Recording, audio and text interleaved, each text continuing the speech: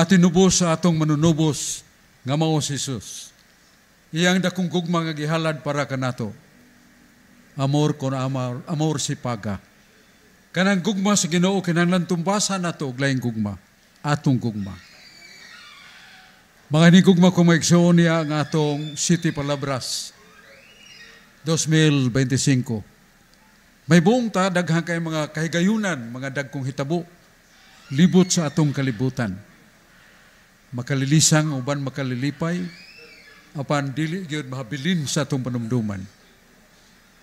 May buong ta tungod kay ang handumanan nato o paghandom nato sa unang City Palabras, nagpabilin nga wa mapapa sa atong kalag, sa atong kasing-kasing. Ngano kay gisaulog nato sa matag tuig ang iyang may gugmaong paghalad sa tibok niyang ginabuhi alang kanato, aron pagluwas kanato. Doon ay usa ka batanong astronaut nga mupanaw ngadto sa kawanangan. Ang usa ka tiguang astronaut mingon, "Do not forget this thing, young man. You will come across the North Pole. Wadto ka unya sa kawanangan, matagbuan nimong usa ka dakong lungag nga lawom kayo. I believe that is the gate to heaven. Dare to enter that hole." Ayaw kalimti na akong panumduman o pahinumdum kanimo. Kay ikaw unya ang makapaybawas kalibutan. There is another way. Pagsud sa langit. Mao nga ni panaw, mao nga astronauts. Kauban niya ang mga batanon sa mga astronauts. Og niabot siya sa ikadlukan nga North Pole kanang sa kay amihanan ng dapit sa kawanangan dunay usa ka lungag nga ilabihan ka lawom. Og nahinumdum siya sa higala nga sudlo niya. Wa gyud siya kahadlok, kalisang og giswayan niya ang paghatag og sa sakyanan pa nga kanang kinatas ang kusog paggamit niya sa puwersa. Pero diha pa kay siya sa atubangan sa maong North Pole, lugpad na siya, tiktuyok na ang missile niya gisakyan. Pero wa gyud siya mahadlok. Katulo, kaupat, kalima, di gyud mahimo. Hangtod nga nalisang na ang iyang mga kakauban sa iyang sakay sa missile, umingon sila, mga matay tani. Di kita kasud. Sa ribalik sa siyuta. Umingon siya, "No, I did not find the way to heaven through the North Pole." Di na ito makita. Unya, usa ka ermitanyong yung hitagbuan nga nagingon nga, "Dong, I know what is your problem." "How do you know?" "I have a problem." "I know because I read your mind." "What? Can you read my mind?" "Yes." Nangita ka sa daan sa langit. Basahan lang ang San Lucas 12:13-14. Basahan na. So yung gibasa. Ang pong Ginoo nagtultol sa daan sa langit. Ningon ng Ginoo, paninguha ang pag-agi sa sigpit nga agyanan, hiktin nga pultahan. Kayang kinatumyan niya na, mao ang langit, ang kinabuhing walay katapusan. That is the way, the only way to heaven. Ug iyang gibalik, pilia ang sigpit nga agyanan, hiktin nga pultahan. Kayang katapusan niya na, mao ang gingharian sa langit. Og ningon ang maong astronaut, niara na sa kalibutan. Ang gitudlo ni Jesus kanato, niara sa kalibutan. Gusto tang mo sud sa gingharian sa langit. May nigugma kong ngaigsoon, karong mga adlaw, mo'y usa ka simbolo og sinugdan sa paghandom kada adlaw sa daan sa langit. Kay kining ginganlan natong Semana Santa o karon Biyernes Santo, mao man ang pag-abli ni Jesus siyang kasing-kasing. Aron pagsanong sa sugo siyang amahan. Nga panhiyon siya sa kalibutan. It was not a picnic, but suffering day one to the last breath of his life. It would be suffering. O ningon si Jesus, amahan ko, ang imong pagbuot mo'y matuman. Itudlo ko na nilang pagampo. Aman namo nasa langit. Pagkadaygo ng imong ngalan, matumad yung pagbuti ni Siyuta. That would be the prayer I will instill to the people. Yes, my son, go. Mauna nga gidawat ni Kristo. Sa unang adlaw siyang pagkatao, gipahinumduman ang iyang inahan nga pinili nga mo si Santa Maria.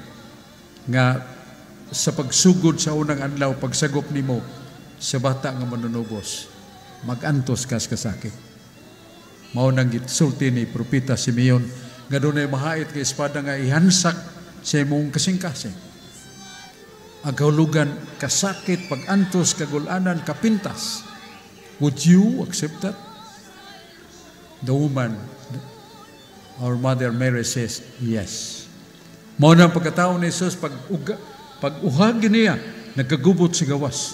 Huwag naniid si San Jose unsa nitabo. Mga sundao ni Herodes. Nga kinsa tong bata nga matao ning adlaw o mabot magduha ka buwan ng edad, patya. So si San Jose ni atras, o gingnan niya sa Maria, kugusan ng bata. Kuyog ka nako, sunod ka nako, sakay sa asna. O mo nang niabot sila sa panaw sa kangit-ngit, ugwa nila hidak niya ang bata sa mga sundao. Mga inigugma ko mga igsoon, mao ning tinuod nga kinabuhi sa itong mga Kristohanon. Day one is suffering. And the end of that is happiness forever. Mao nang gitudlo sa astronaut nga niya ra ang daan.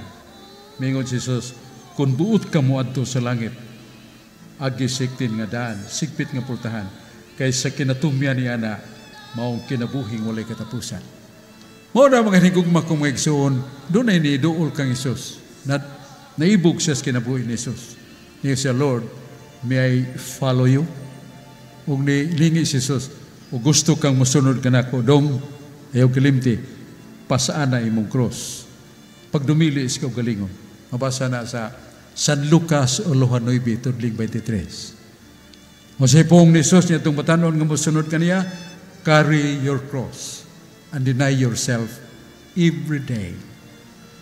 Kung buot kang musunod ka nako, pasaan na imong cross. Ug pagdumili si mong kugalingon. Ug ningon ang mong batanon, I could not do it. But the Lord says, you can do it. Call upon my name, and you can do it. Ug gisugdan sa batanon pagtawag sa ngan sa Ginoo, nindot kayo. Kaya sa matag sakripisyo niya, ilabi na sa gitudlo nga pagpaubos, dihay nagbugal-bugal sa mong batanon, dihay mga bata nagsigit-sagit, nipahiyom na siya. Ug miduko umingon, dungagi pa ninyo dong pagbugal-bugal ka nako, malipay ko niya na. Ug human niya masulti ang mga bata nang luhod ug nangaig pasaylo.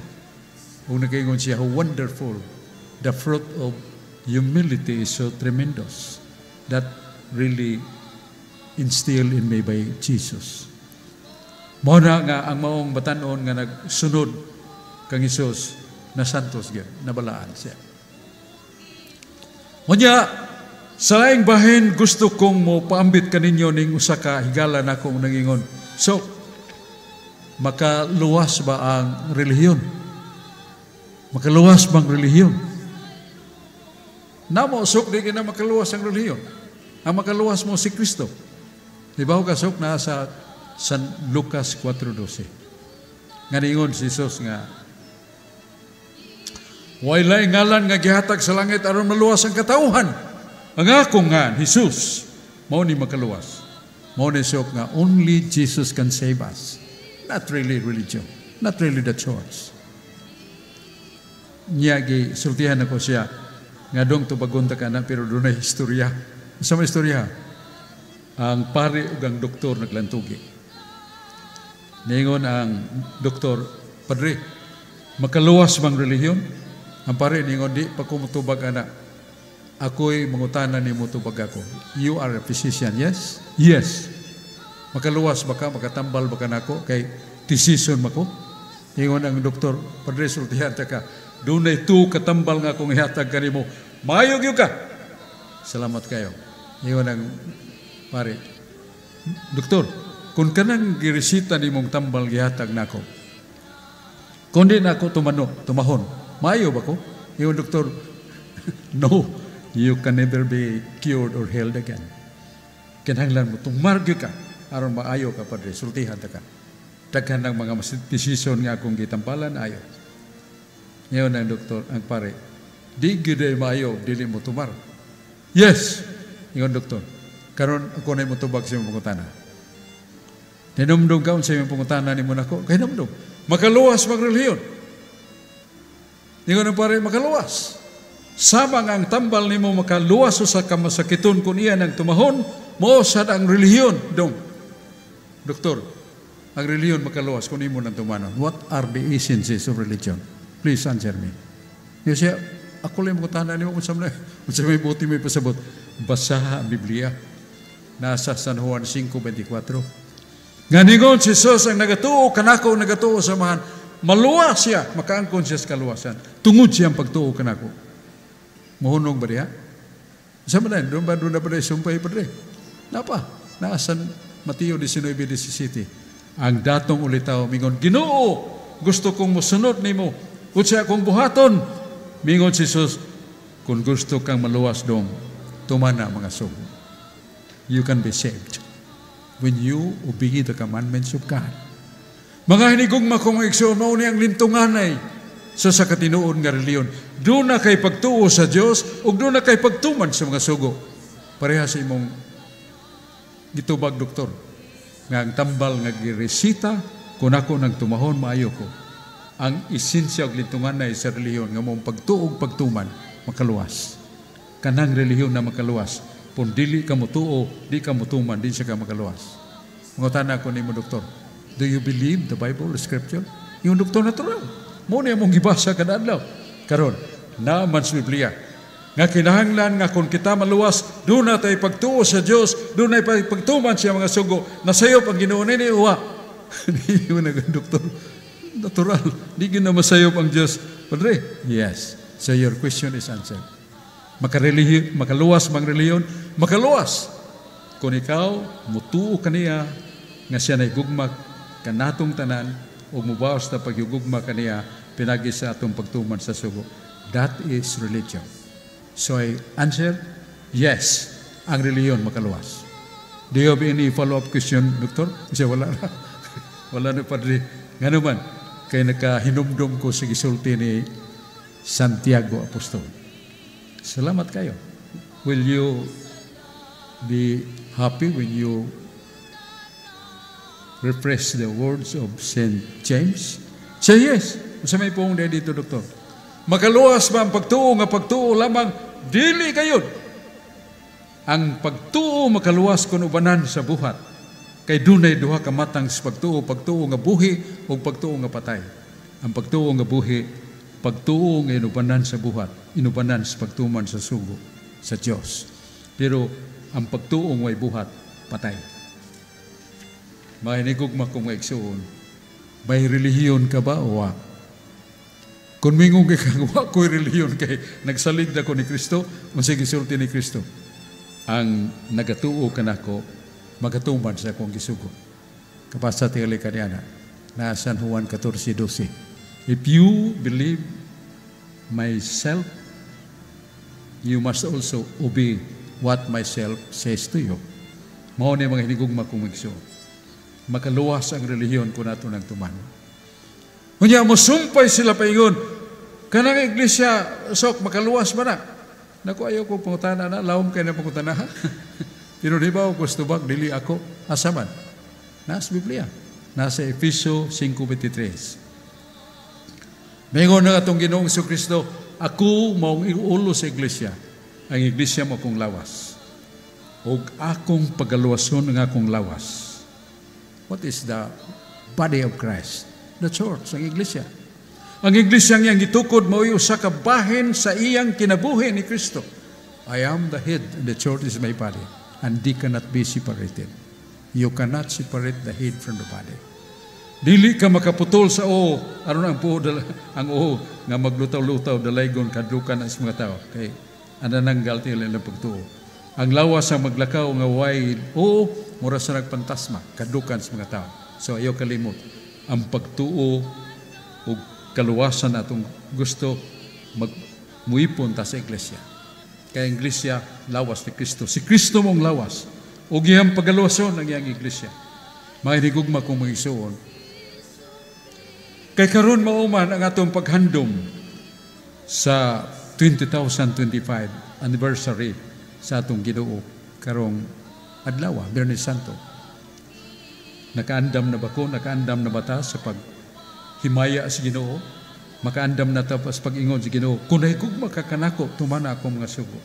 Kung gusto kang mapruiba nga ako saan muluwas kanimo, kung gusto kang matuod, pakita ako sa imong buhat o sakripisyo kay luwason ko ikaw.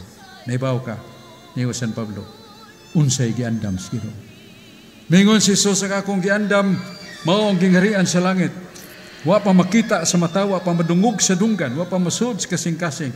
Ang gingharian sa langit nga akong giandam alang kanimo. Mga puong ni Jesus nga gikutlo ni San Pablo. Mga hinigugma kong mga igsoon. Kini ang atong giya sa atong pagpamalandong karon sa City Palabras.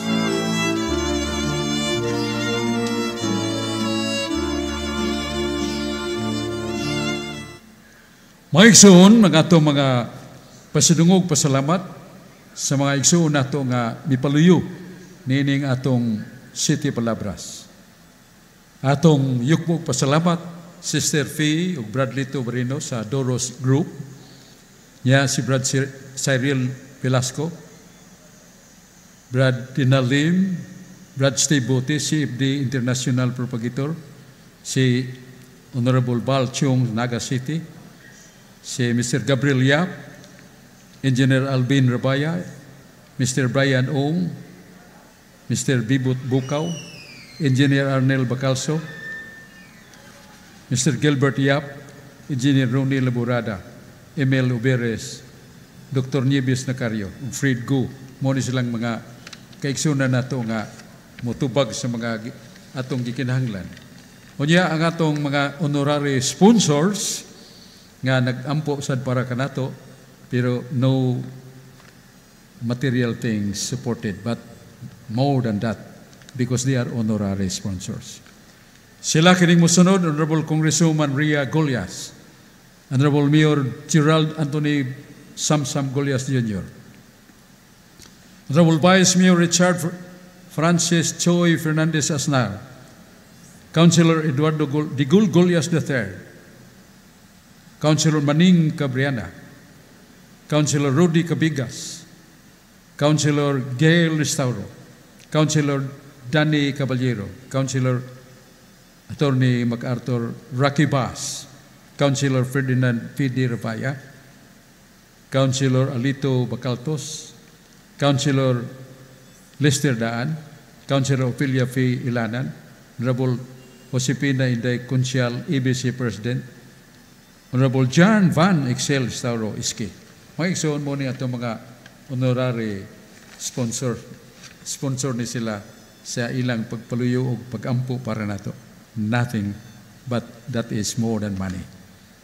Mahinigugma kong igsoon ato sa hatagan o pagyukbo ng atong mga pinagga kay mga team sa nagpagayon sa atong Sibya.